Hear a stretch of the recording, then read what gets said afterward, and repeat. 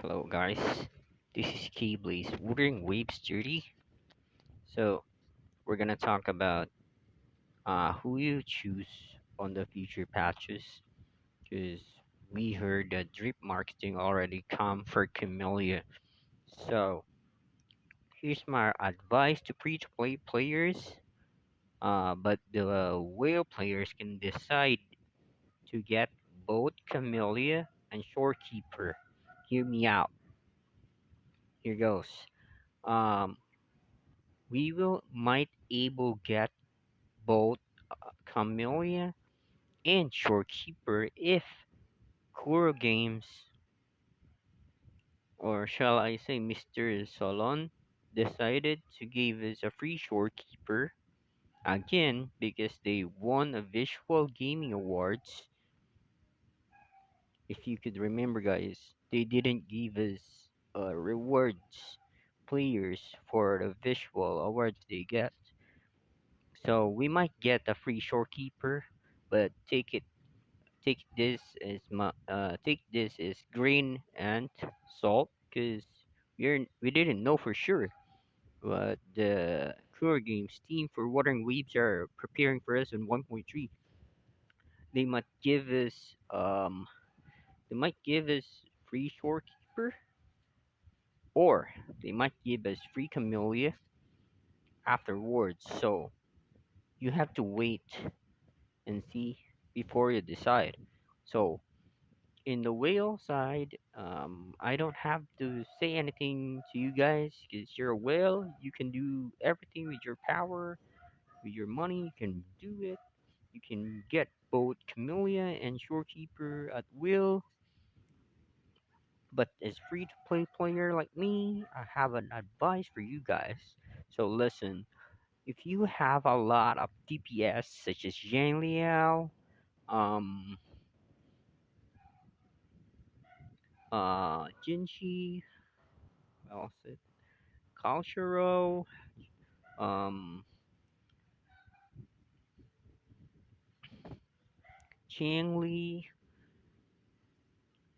all of deep, all of these DPS I mentioned, they can actually clear TOA, aka Tower at Adversity. So if you think your main DPS that you have currently is can clear all of Warring Waves content, you freaking don't need Camellya for now. You ask me why? Because the main DPS later on could be Power Crept, while Shorekeeper is a support and have future troops that can't be Power Crept. Because why? First and foremost, if you didn't choose Verena in the card selector on the free 5-star selector that Kuro Dabs give us before, you should pull for Shorekeeper because you need at least two supports in game, right? So, especially to those people who don't wanted Verena to be their healer and they're just forced to use Verena because we have no choice yet. Verena is the best healer currently in the game till Shorekeeper come, right? So we can go back for Camellya later because Camellya is a main DPS, guys.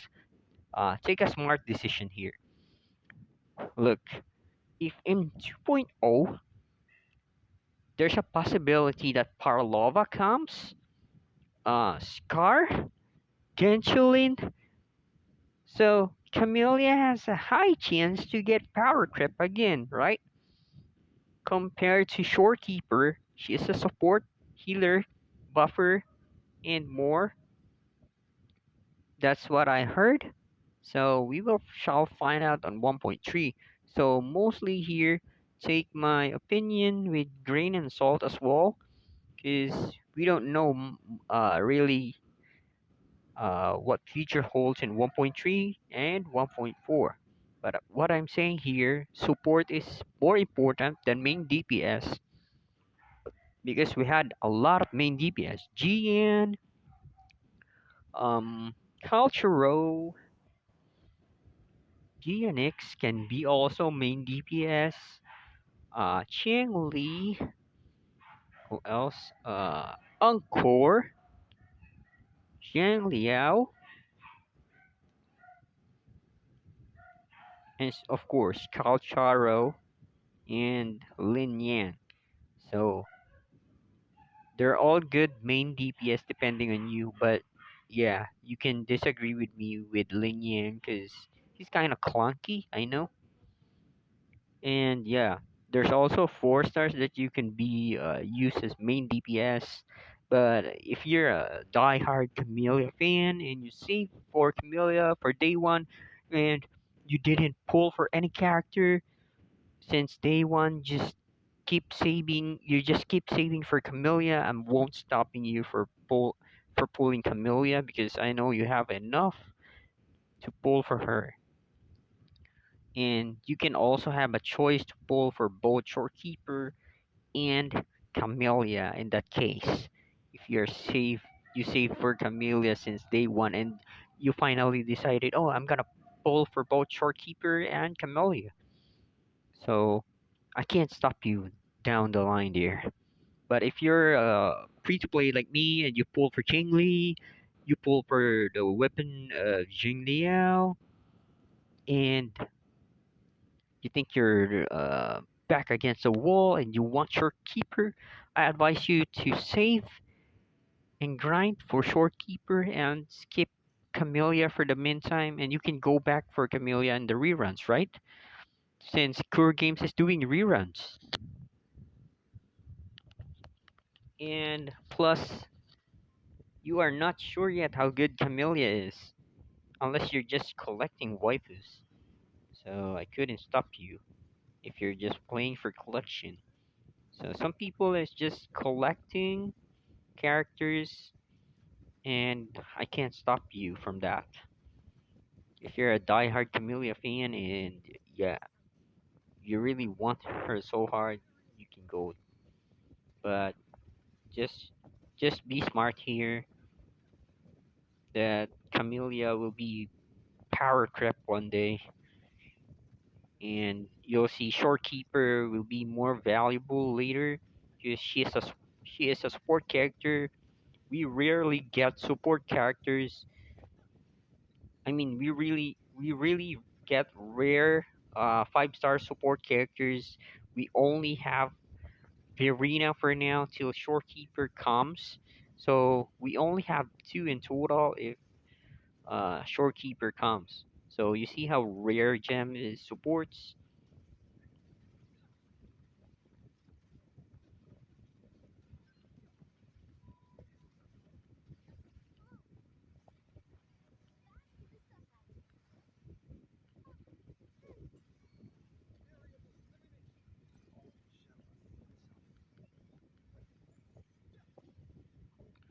So it is on you if you wanna go for Camellia or Shorekeeper. So it's on you guys. You you can decide for yourselves. If you want Camellia, go for Camellia. As long as you have enough asteroids to pull for both. Because I don't want you guys to regret a single decision in your life and playing Wuthering Waves, especially those free to play players. Because the pay to win ones can surely get both. So the free to play players like me, you have to be wise. You have to sacrifice one character that you want to pull and then go back for it later. Smart move, right? So this is just an advice for you uh, before you decide for pulling for either character. Suggest, yeah, like the other content creators suggest, I suggest you wait for 1.3 and then see for yourself if you want to get Shorekeeper and she changed her mind because he's more valuable to your team. So in the end, it all depends on you guys. What do you think? What is more valuable for your team? Is it Camellya or Shorekeeper? It's all you. But yeah, take my advice if you like. If you think it's helpful, yeah, take my piece of advice. Because if I were you guys, I will pick first Shorekeeper and then I'll go back for Camellya later. So this is Cabely's Wuthering Waves 30. So guys, I'll see you next time on my next video. If you found this video helpful, if you think my tips change your mind about pulling for either of the two, please, it helps a lot if you subscribe to my YouTube channel, and I'll see you guys on the next video. Goodbye.